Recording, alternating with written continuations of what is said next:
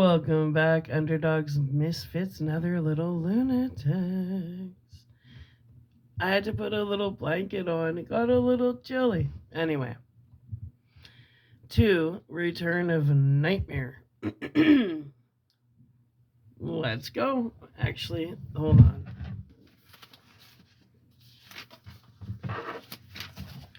Let's move that out of the way. Let's get comfortable. Are you ready? Yeah, you are. All right. Am I ready? The Return of Nightmare.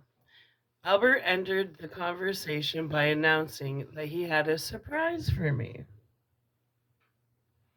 We all departed from his house, and while the others traveled ahead by thought, Albert suggested that he and I walk a while, Katie joining us. I could tell that Arthur's words disturbed you, he said. They shouldn't. The people he referred to have nothing to do with you.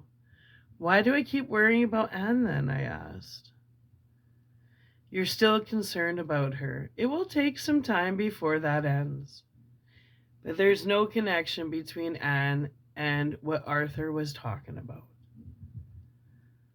I nodded, wanting to believe him. I wish to God there were direct communication, I said. A few words between us and everything would be resolved. I looked at him. Will it ever happen? I asked. It must one day, he said.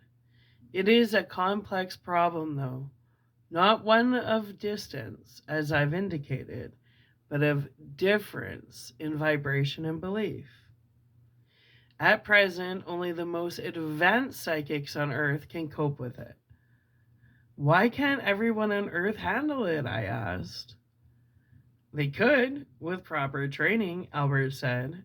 The only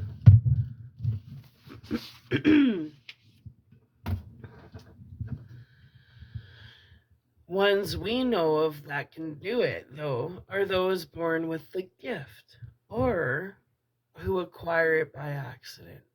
The gift? An ability to utilize the etheric sense despite their encapsulation in the physical body. hmm Can I find a psychic with that ability? I asked. Communicate with him? With her? What if that person wasn't anywhere near your wife? He said. More likely, what if you did manage to communicate with such a person? He or she transmitted the message to your wife and she refused to believe it.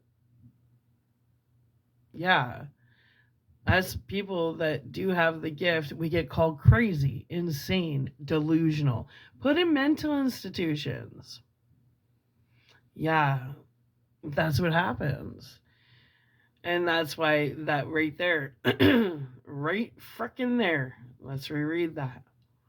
Can I find a psychic with that ability? I asked. Communicate with him, with her.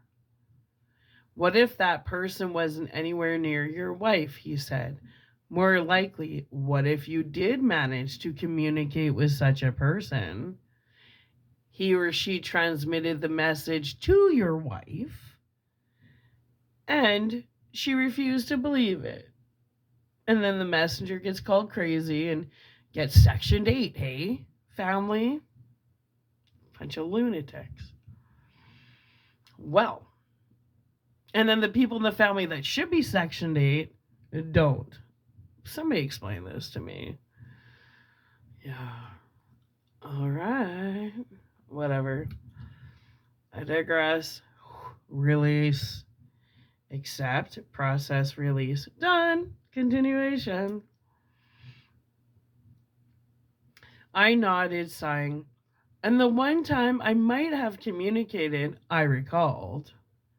It went so badly that it probably destroyed any possibility of Anne's ever believing. That was unfortunate, Albert agreed. And he saw me, I said, dismayed by the memory. He actually read my lips. He also thought your disregarded double was you. Albert reminded me. That was hideous, I said. He put an arm across my shoulders. To have faith, Chris. He told me, Anne will be with you. It's meant to be. And in the meantime, perhaps a thought relay might help. I looked at him curiously. Sometimes a group of minds can join forces to contact someone left on Earth, he explained. Not in words, he added quickly. Seeing my expression, in feeling, seeking to impart a sense of comfort and assurance. Would you do this? I asked. I'll set it up as soon as possible, he said. Put your hand on Katie now and take my hand. I did so and immediately found myself beside him at the edge of an enormous amphitheater, Mhm. Which was below ground level. It was crowded with people.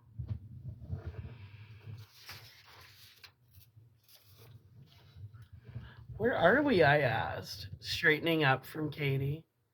Behind the Hall of Music, he said. I looked around. It was a stunning spot in the twilight illumination. The descending amphitheater, surrounded by lawns and masses of beautiful flowers, with tall trees in the background. Is there going to be a concert? I asked.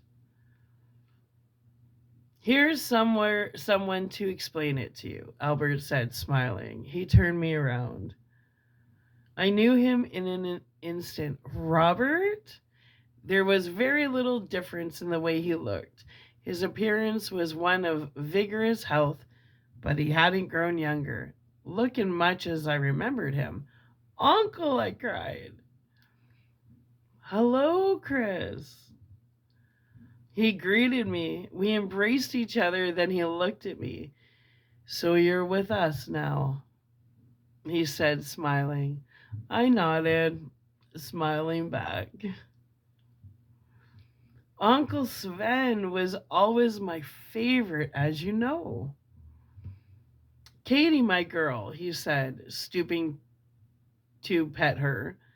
She was obviously pleased to see him. He stood up, smiling at me again. You're surprised at how I look, he said. I didn't know what to say. A natural curiosity, he said. One can remain at any age he chooses here. I prefer this one.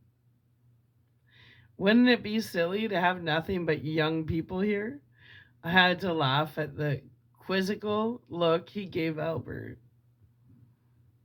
Albert laughed too, then told me he was going to try and arrange for the thought relay. After he was gone, I explained about Anne and Uncle nodded. Good. The relay will help, he said. I've seen it work. His confident manner made me feel much better. I even managed a smile. So you're working in music, I said. I'm not surprised. Yes, music was always a great love, he said. He gestured towards the grass. Let's sit, he said. You'll like it better here.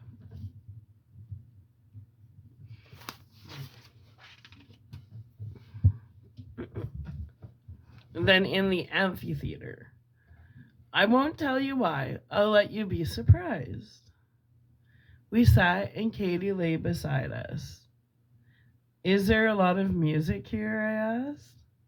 It's my heaven. Like concerts whenever you want. Yeah, I like to go see, Janis Joplin. Okay. Anyway, oh yes, it plays a large role in Summerland, he answered, not only as division, but as a way by which a person can achieve higher levels. What is it you do? I asked. I specialize in the study of the best methods of conveying musical inspiration to those who have a talent for composition on earth, he said. How cool is that? Our studies are tabulated and transferred to another group who consider the best means of communicating with these talented people. A third group does the actual transmission. Then, but I'll tell you about it later, the concert is about to start. How he knew I couldn't tell since everything was out of sight beneath ground level. He was right, though. It was about to begin. I know you're not a classical music lover, Robert, but it might intrigue you to read that the main composition to be performed was Beethoven's 11th Symphony. I saw quickly why Uncle had suggested that we sit above the level of the amphitheater. Listening is not the whole experience. No sooner had the orchestra begun to play. An unfamiliar overture by Berlioz. Then a flat, circular surface of light rose from it to floor level with the topmost seats. As the music continued, the circular sheet of music became more dense, forming a foundation for what followed. First, 4 columns of light shot up into the air at equal spaces. These long, tapering pinnacles of luminosity remained poised, then descended slowly to become border until they resembled 4 circular towels, each topped with a dome. Pardon me.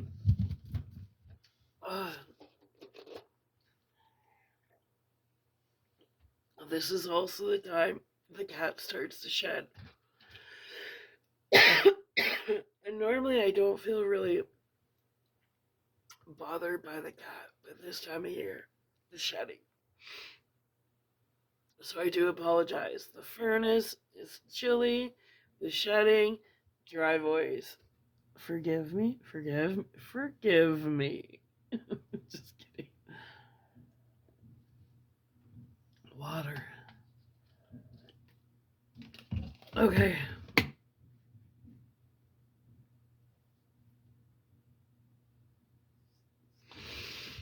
Okay.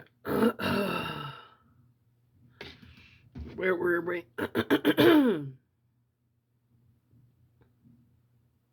Yeah.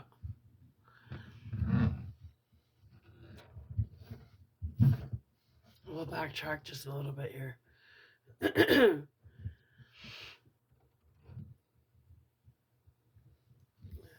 No sooner had the orchestra begun to play an unfamiliar overture by Berlioz when a flat circular surface of light rose from it to float level with the topmost seats. As the music continued, this circular sheet of light became more dense, forming a foundation for what followed. First, 4 columns of light shot up into the air at equal spaces. These long, tapering pinnacles of luminosity remained poised, then descended slowly to become broader until they resembled 4 circular towers, each topped with a dome. Now the basic surface of light had thickened and risen slowly to form a dome above the entire amphitheater.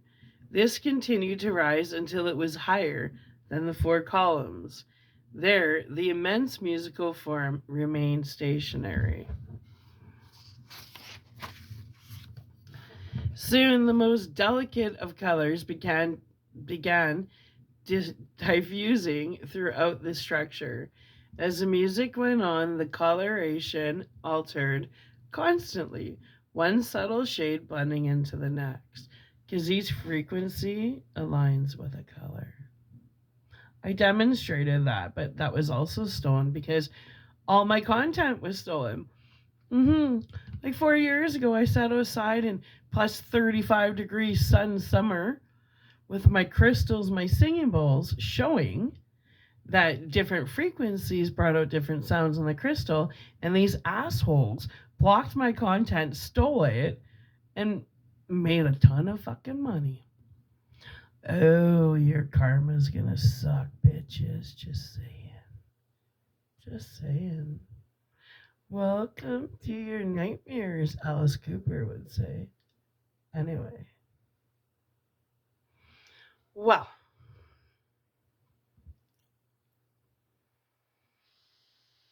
Well.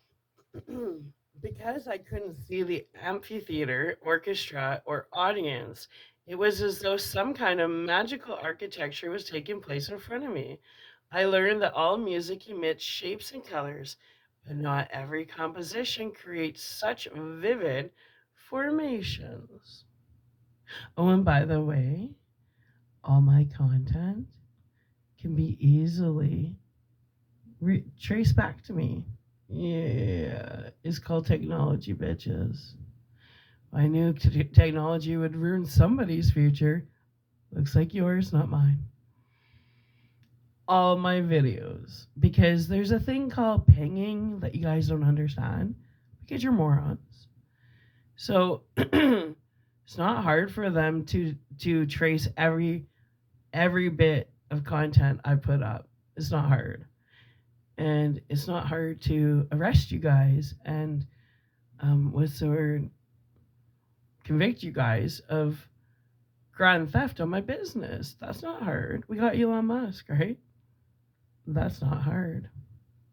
Ching Chang, welcome to your bracelets and your orange suits. What an ugly color. Just like your souls. Anyway, let's continue. Idiots. Bunch of thieves. Okay.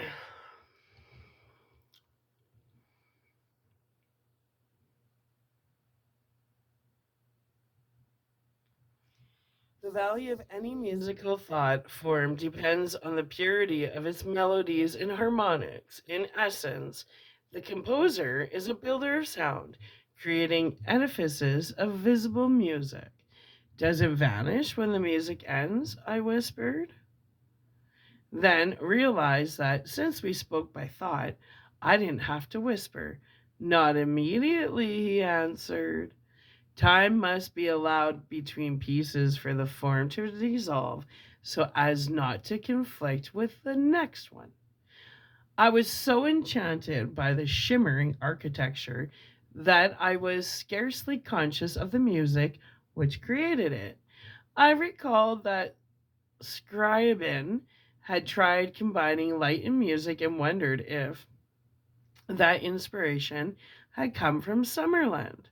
I also thought how Anne would love this sight. The beauty of the color reminded me of a sunset she and I had watched together at Sequoia. Sequoia. This was not the trip we made when Ian was a baby. This was 16 years later, our first camping trip without the children. Ooh la la, spicy time. We took a walk our first afternoon in the Dorse Creek campground, a 2-mile hike to Muir Grove. The trail was narrow, and I walked behind her, thinking more than once how cute she was with her jeans and white sneakers, her red and white jacket tied around her waist, scuffing the dust as she moved, looking around with childlike curiosity, stumbling often because she didn't watch the path. Nearing 50, Robert and she seemed younger to me than ever. I remember sitting cross legged in the grove with her, side by side, our eyes closed, palms upturned, closely ringed by 5 immense sequoia trees, the only sound a faint but steady rushing of wind far above us. A thought occurred to me, the first line of a poem. Wind in the high trees is the voice of God. Anne loved that afternoon as I did. There was something about nature, in particular the stillness of a forest, to which she reacted well, the total silence seeping into one's very flesh. Outside of our home, it was one of the few places she felt entirely free of anxieties. When we walked back to the campground, it was nearing sunset. We stopped at an enormous sloping rock face that overlooked a vista of giant stands of redwood trees. We sat there watching the sunset, talking quietly, first about the landscape and what it must have been like before the first man saw it, then about how man has taken the magnificence and methodically demolished it. Methodically demolished it. Gradually, we talked about ourselves, our 26 years together.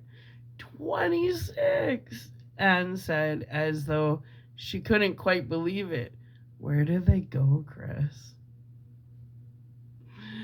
I smiled and put my arm around her. They were all spent. Anne nodded. We've had our times, though. Who hasn't? I answered.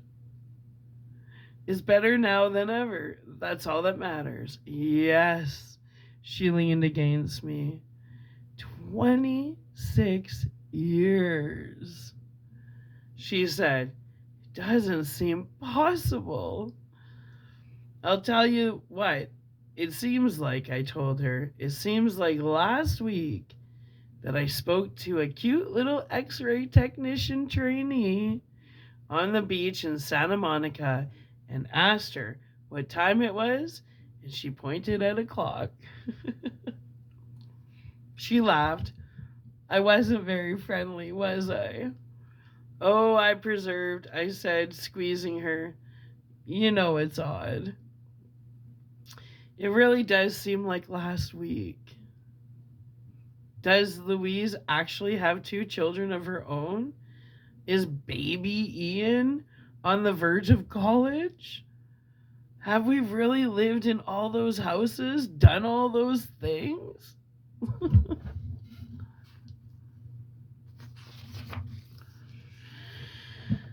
We really have, Chris. Anne said. She grunted, amused. How many open houses have we gone to at the children's schools? I wonder. All those desks we sat at, hearing what our kids were being taught, or what they were doing wrong. She smiled, that too. All those cookies and coffees and styrofoam cups, I recalled. All those horrible fruit punches. Like McDonald's Tang. I remember that at school. At hot dog lunch day. Big jug of McDonald's Tang. Anyway, I laughed. Well, I stroked her back. I think we did a reasonable job of raising them. I hope so, she said. I hope I haven't hurt them. Hurt them? With my anxieties, my insecurities. I tried to keep it all from them. They're in good shape, Mother. I told her. I rubbed her back slowly, looking at her. So, I might add, are you? She looked at me with a tiny smile. We've never had the camper to ourselves before. First for everything. Anyway, I hope it doesn't rock too much at night. I said. Sexy time. What will be the scandal of the campground? If it's a rockin', don't come a knockin'. She made an amused sound. I hope not. 2. I sighed and kissed her temple. The sun kept going down. The sky bright red and orange. I love you, Anne. I told her, and I love you. We sat in silence for a while before I asked, "Well, what next?" "You mean right now?" "No, in years to come." "Oh, we'll do things," she told me. La, la. Sitting there, we planned the things we'd do. Lovely plans, I'm sure. Lovely plans, Robert. We come to Sequoia in the autumn to see the changing colors. We camp on the river at Lodgepole in the spring before the crowds began arriving. We backpack into the high country, maybe even try cross country skiing in the winter if our backs held out. Depends how much that trailer's a rocket. Anyway, I digress. We'd ride a raft down a rushing river, rent a houseboat, and sail it through the back rivers of New England. We traveled to the places in the world we'd never seen. There was no end to the things we could do now that the children were grown. And we could spend more time together. I woke up suddenly and was crying out my name.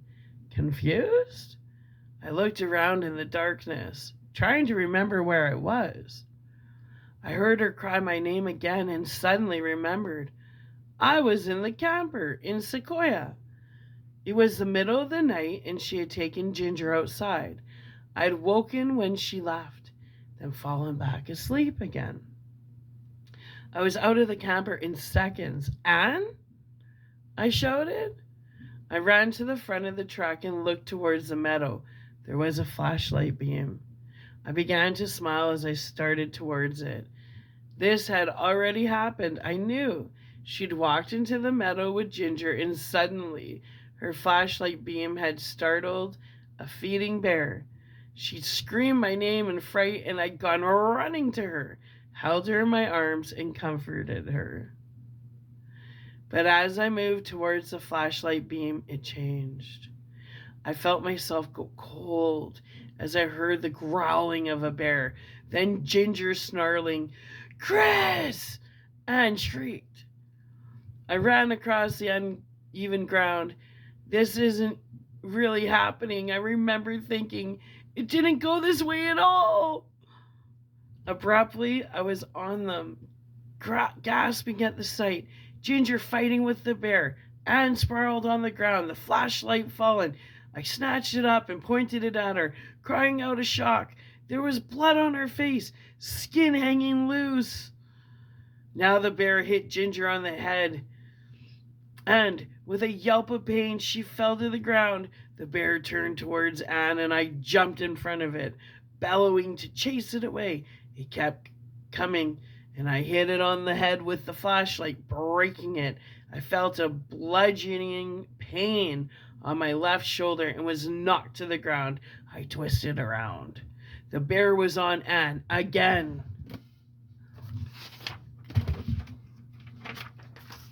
Snarling ferociously.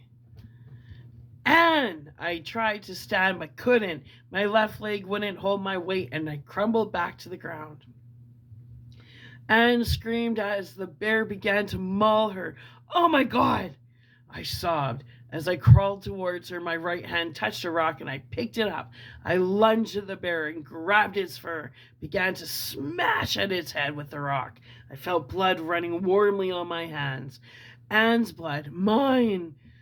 I howled in rage and horror and I pounded on the bear's head with the rock. This couldn't be. It had never happened. Chris! I started violently refocusing my eyes. Albert was standing next to me. The music still played. I looked up at his face. His tight expression harrowed me. "What's wrong?" I asked. I stood up quickly. He looked at me with an expression of such anguish that it seemed as though my heart stopped beating. "What is it?" I asked. Anne passed on. First a jolt, as though I had been struck. Then a feeling of excitement mixed with sorrow. Sorrow for the children, excitement for myself. We've been together again. We'd be together again. No. The look on Albert's face did not encourage such a feeling, and a sense of cold, aching dread engulfed me. Please, what is it? I begged. He put his hand on my shoulder. Chris, she killed herself. He said, she cut herself away from you. It was the return of nightmare. Okay, we're getting into the next chapter called The Mortal Coil.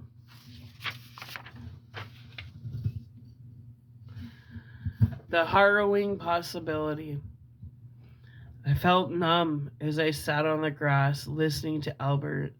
He led me from the amphitheater. We were seated in a quiet glade. I say that I was listening, but I really wasn't. Words and phrases reached my consciousness disjointedly, as thoughts of my own opposed the continuity of what he said. Troubled recollections mostly, of the times I've heard Anne say, if you died, I'd die too. If you went first, I don't think I could make it. I knew then why I'd felt that sense of constant dread, despite the fascinations of my first exposure to Summerland. Somewhere deep inside me, an apprehension had been mounting, an inner knowledge of something terrible about to happen to her. I knew why I had those nightmarish visions of her begging me to save her, again in memory.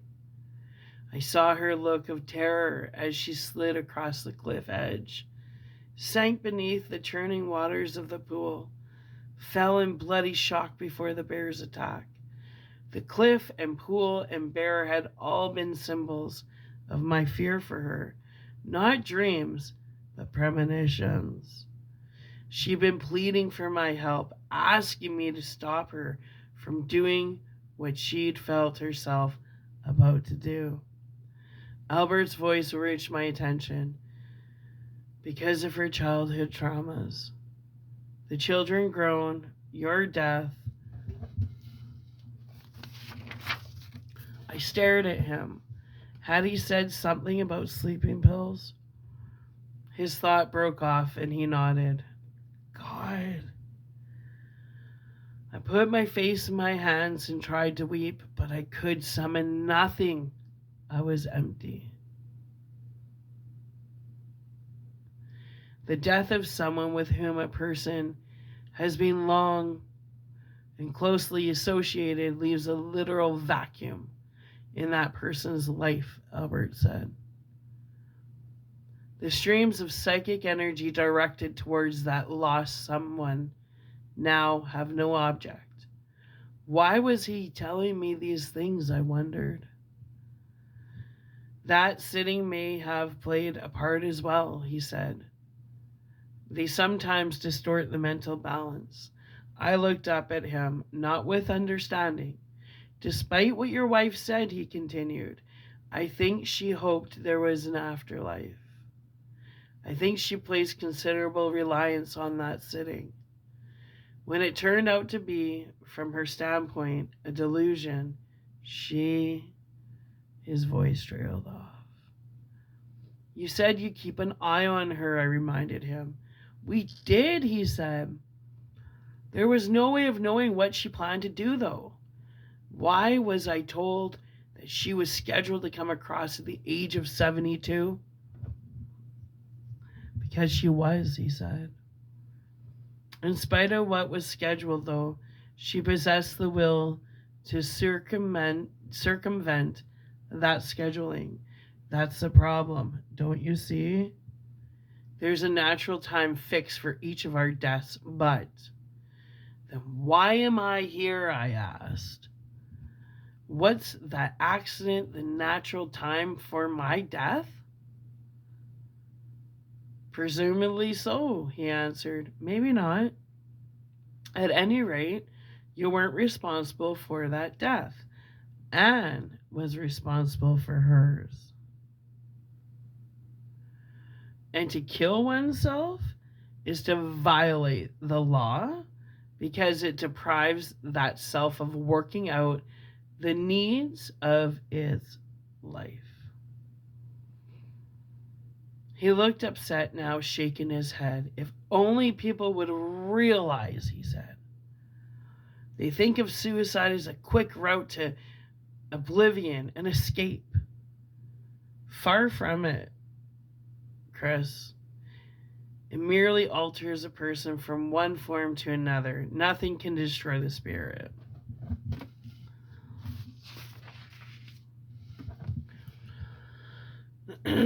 Suicide only precipitates a darker continuation of the same conditions from which escape was sought.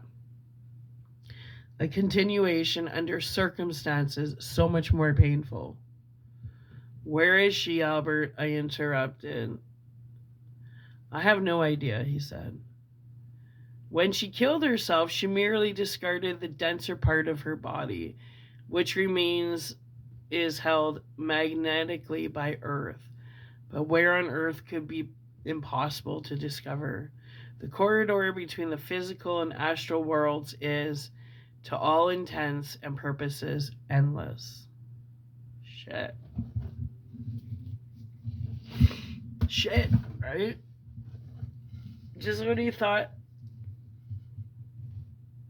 his biggest worry was waiting.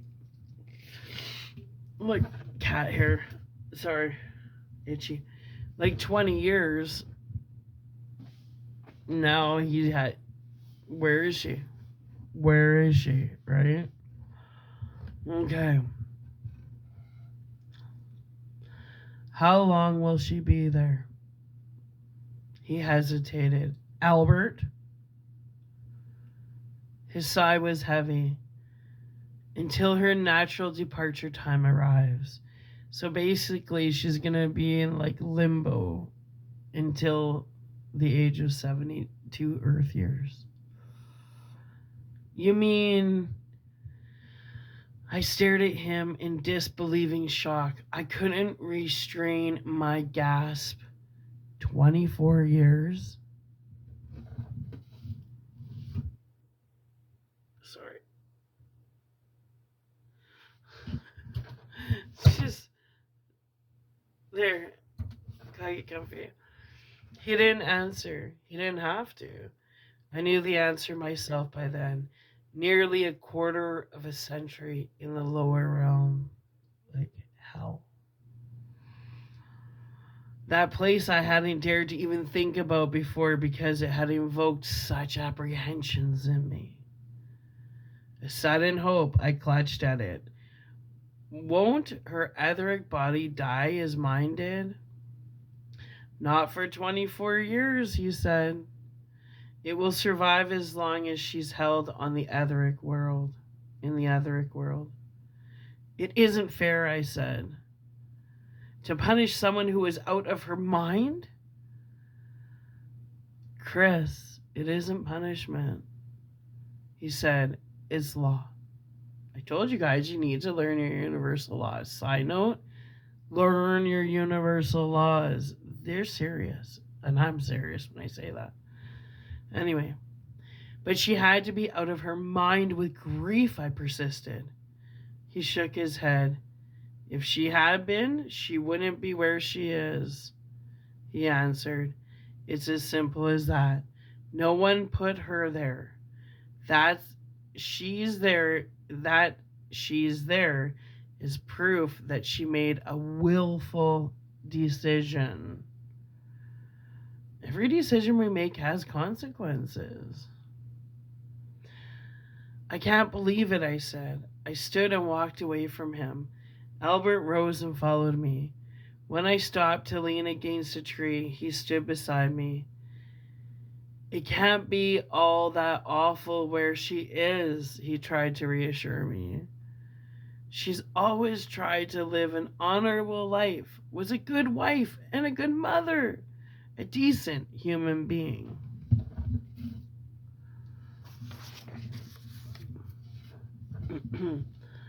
Her plight certainly isn't that of those who have lived basely. It's just that she's lost her faith and has to stay where she is until her time comes. No, I said determinedly. He didn't reply. I sensed his confusion and looked at him. Like he's pissed.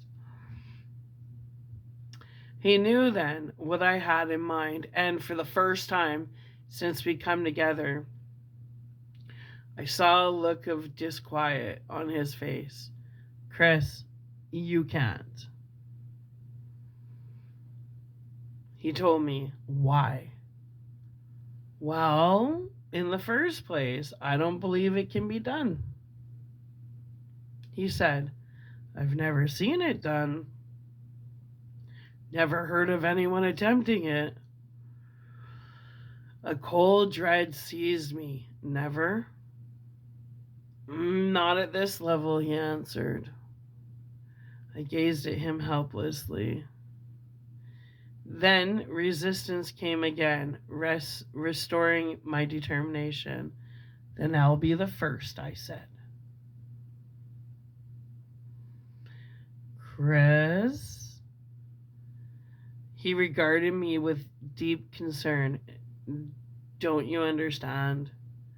She's there for a purpose.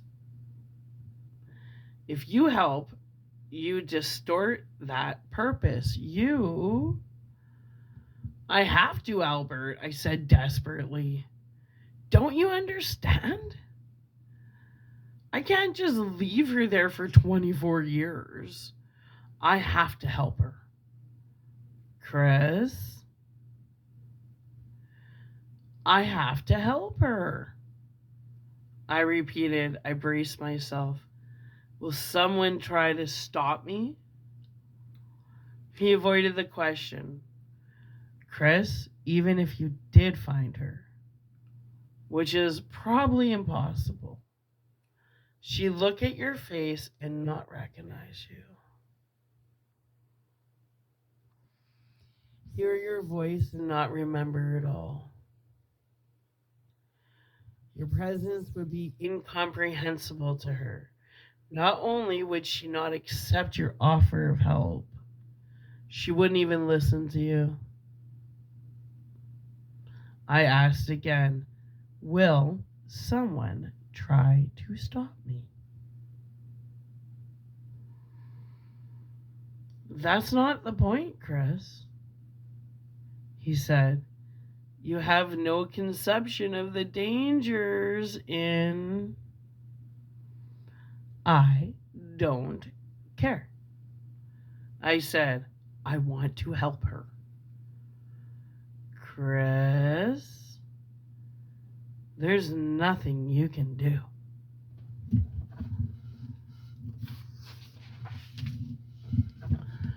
I struggled to control myself. Albert, isn't there the remotest possibility that my talking to her might make a difference? That she might, in some infinitesimal way, achieve some kind of understanding which might help to make her state a little more endurable? He looked at me in silence for what seemed an endless time before replying, I wish I could say yes. He said, but I can't. I felt myself slump. Willfully, I stood erect again. Well, I have to try. I told him, I will try, Albert.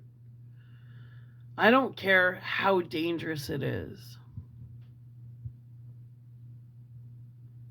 Chris, please don't speak so thoughtlessly about those dangers.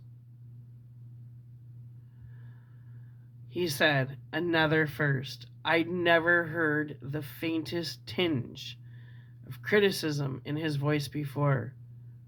I had heard it now. We stood in silence, looking at each other. Finally, I spoke. Will you help me find her, Albert? I asked. He began to speak, but I cut him off. Will you help me, Albert? Please. Silence again. At last he replied. I'll try, he said. I don't believe it's possible, but... He raised a hand to keep me from speaking. I'll try. Chris, he said. Time with its multiple torments had returned to my existence. I was waiting outside a building in the city, pacing anxiously. Albert was inside, trying to arrange a mental link with Anne. He'd warned me more than once that I would probably be disappointed. He'd never seen a link successfully made to anyone in the lower realm. Hell. Certain people could travel there, Albert among them. They could not locate specific individuals in advance, however, since all those in the lower realm were barred from communication by their own particular insolidary, only if they asked for help. I had to slump down on a bench as weariness, a sense of inner weight, returned to me as well. I closed my eyes and prayed that Albert would locate her somehow, my Anne. Just by the way, suicide is never the answer, and there is suicide prevention hotlines. It's never the answer. It's not the answer. So it takes it. You know what? Strong people know when to ask for help, and I'm just gonna throw that out there. Well, anyways, as I thought her name, a vision filled my consciousness. Nighttime, she and I sitting in bed together, my arm around her shoulders as we watched television. She'd fallen asleep again. She always seemed to fall asleep when I held her with her head resting on my chest. I never woke her and did not this time. As always, I sat motionless. The television sat forgotten as I gazed at her face. As always, tears welled slowly in my eyes. No matter the threading of gray in her hair, the lines of time on her face, she always had that trusting child's expression in her sleep. At least when I was holding her. She was clenching my hand as she often did, her fingers twitching now and then. My hand ached from her grip, but I didn't stir. Better that my hand ached than I woke her. So I sat immobile, gazing at her face as she slept, thinking how much I loved this dear, sweet child woman pressed against me. Chris. I started opening my eyes. Albert stood before me, rising hastily. I looked at him. He shook his head. At first, I refused to believe. There has to be a way, I insisted. She's cut off, he said. Not asking for help because she doesn't believe that such a thing exists. But they couldn't find her, Chris, he said. They tried every possible way. I'm sorry.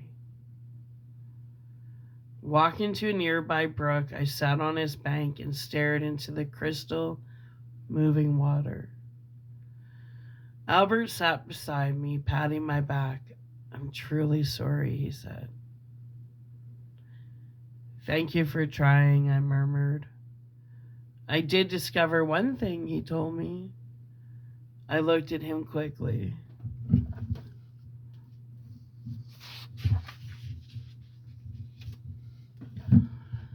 You feel so strongly about each other because you're soulmates. I didn't know how to take that, how to react. I heard the phrase, of course, but only in the most banal of ways, within the context of trivial ballads and poetry. What it means, literally, Albert said, is that you both possess the same wavelength, your auras of vibratory unison. Reaction failed me still. What good was knowing that if it didn't help Anne? That's why you fell in love with her so quickly when you met her on the beach that day. Albert had continued. Your soul was celebrating a union with her.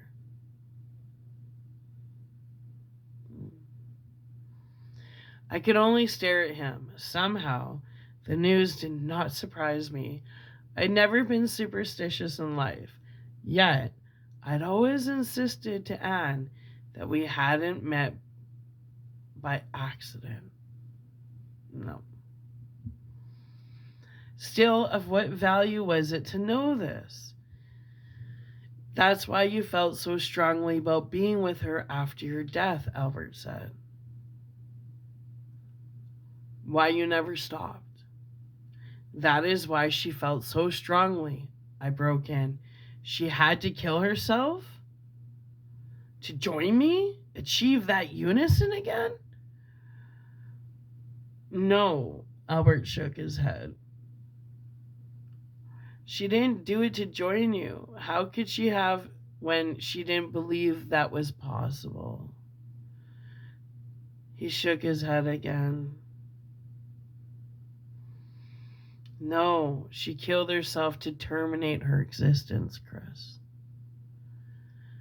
As she believes your existence was terminated, she lost her faith. To terminate her pain, Albert? All right, her pain, he said. It wasn't her decision to make, though. Can you see that?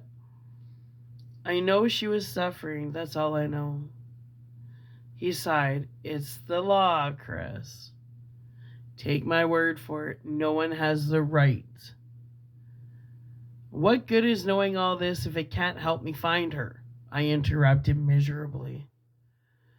Because, he said, since you are soulmates, I've been authorized to continue helping you in spite of my reservations. I gazed at him confused. If she can't be found, I broke off hopelessly. A sudden vision jarring me. The two of us, like flying Dutchmen of the spirit, wandering eternally in search of Anne. Is that what he meant? There's one way left, he said. He put a hand on my shoulder. One harrowing possibility. Oh, it's getting good. Okay, that's the end of this chapter. So we're going to upload that. And the next chapter is called Losing Anne Forever. Ooh. So, Underdogs, Misfits, another little lunatic. Stick with me here. This is getting good. It's getting so good. Let's see where we're at. I love this book. I'm so glad I bought it. We're on page 165.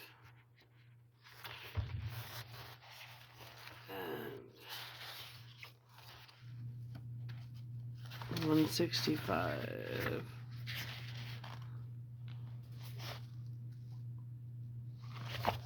There's 281 pages, so what? Like 115?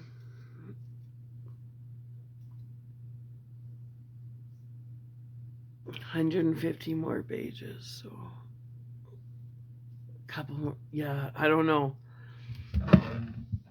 I don't care. This book is so good. So I really hope you guys stick with me because I'm really getting into this. And,